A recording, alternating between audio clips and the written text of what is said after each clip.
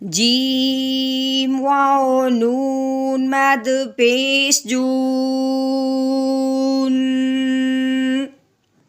اتحاجون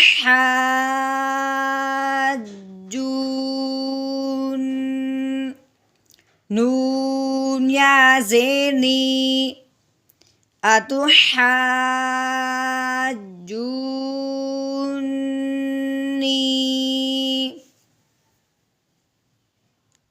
نحمده ونصلي على رسوله الكريم اما بعد فاعوذ بالله من الشیطان الرجیم بسم اللہ الرحمن الرحیم السلام علیکم ورحمۃ اللہ وبرکاتہ۔ امید ہے آپ سب خیریت سے ہوں گے، انشاءاللہ جہاں ہوں گے ایمان اور صحت کی نعمت سے مالا مال ہوں گے۔ ہاں جی، تو آغاز کرتے ہیں ہم اپنے آج کے سبق کا دعاؤں کے ساتھ۔ تو چلیے شروع کرتے ہیں۔ اللہم صلی علی سیدنا و مولانا محمد وعلی آل سیدنا و مولانا محمد وبارک وسلم۔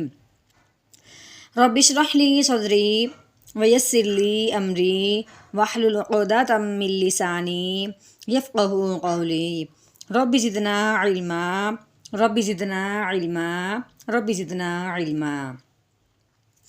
ہاں جی، تو آج سے ماشاءاللہ ہماری تختی نمبر 16 شروع ہونے والی ہے، جس میں ہم نے بہت محنت کرنی ہے۔ اس میں ہم نے یہ جو تختی شروع ہو رہی ہے نا، یہ تھوڑی سی مشکل تختی ہے، اس کو تھوڑی سمجھنے کے ساتھ ساتھ یاد رکھنے کی بہت ضرورت ہوتی ہے، کیونکہ اس میں آسانی والے الفاظ نہیں ہیں، تھوڑے سے مشکل بھی ہیں اور تھوڑے سے زیادہ لمبے کرنے کی ضرورت ہے، اور ہر لمبا بھی کرنا ہے، دبانا بھی ہے، لمبا کرنا ہے، ساتھ ملانا بھی ہے۔ چلیں شروع کرتے ہیں، تو انشاءاللہ آپ کو بڑی اچھی سمجھ آئے گی، امید ہے۔ ہاں جی، یہ جو آگے شد آ گئی ہے، ہم نے الف کے ساتھ مد لگاتے ہوئے آگے لام شدت کے ساتھ بھی اس کو ملانا ہے، ٹھیک ہے۔ غوت الف لام مد زبر غول،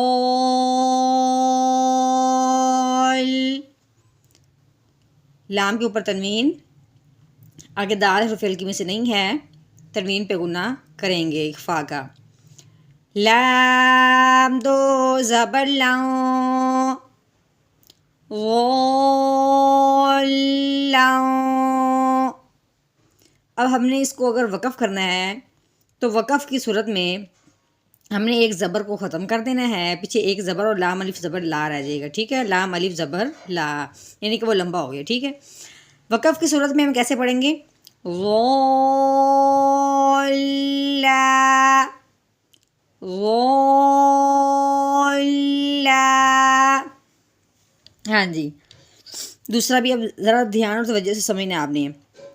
دال الف با مد زبر داب، یا لام تھا تو ہم نے ساتھ ملایا ہے، یا پہ با ہے تو ہم نے اس کو کیا کرنا ہے؟ دبا دینا ہے۔ داب با زبر با دابا، تا کے نیچے تنوین، آگے حرف ہلکی میں سے ہے، تنوین پہ غنہ نہیں کریں گے بلکہ بغیر غنے کے اظہار کے ساتھ پڑھیں گے۔ تا دو زیر تین دابتین،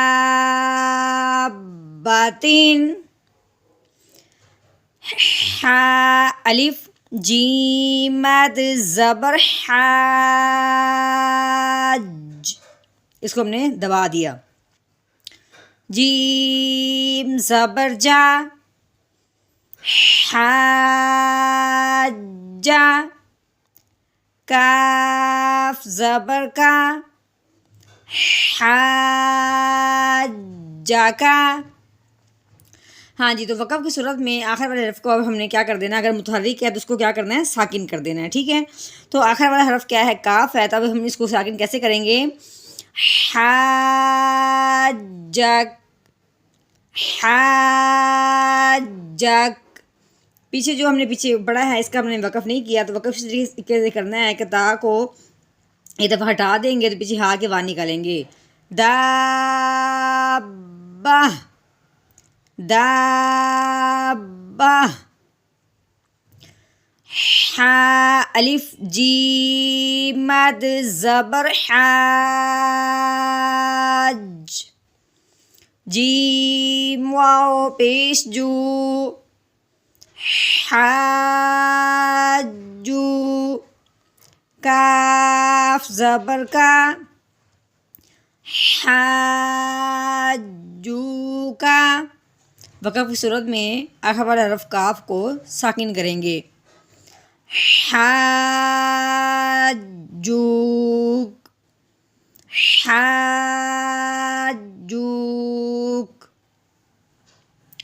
لام زبر لا، غود الف، لام مد زبر غول، لا غول. لام واو پیش لو، لا غولو. نون زبر نا، لا غولونا. وقف کی صورت میں لا غولون، لا غولون. لام کو ملانا ہے کیونکہ لام کو اوپر اشارہ لگی ہوئی ہے. لا غولون نہیں کرنا، لا غول ٹچ ضرور دینا ہے، اس کے ساتھ ملانا ضرور ہے. واو زبر وا، لام غود زبر لاو، والاو. غود الف، لام مد زبر غول، والا غول.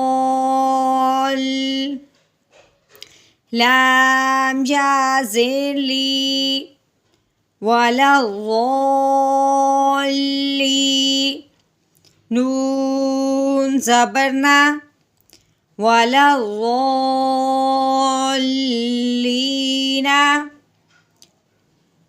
وقف کی صورت میں آخر والے نون کو ساکن کریں گے.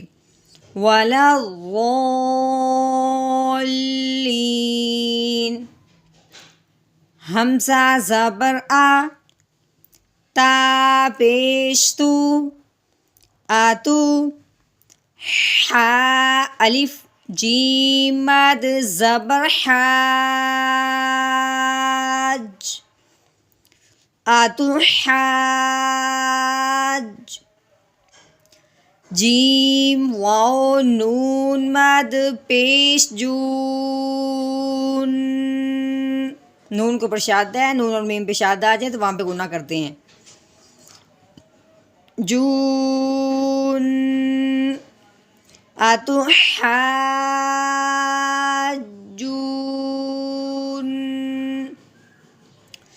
نون یا زیر نی، آتو حاجونی.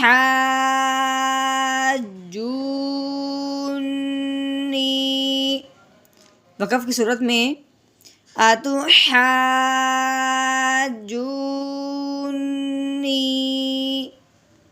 آتو حاجونی.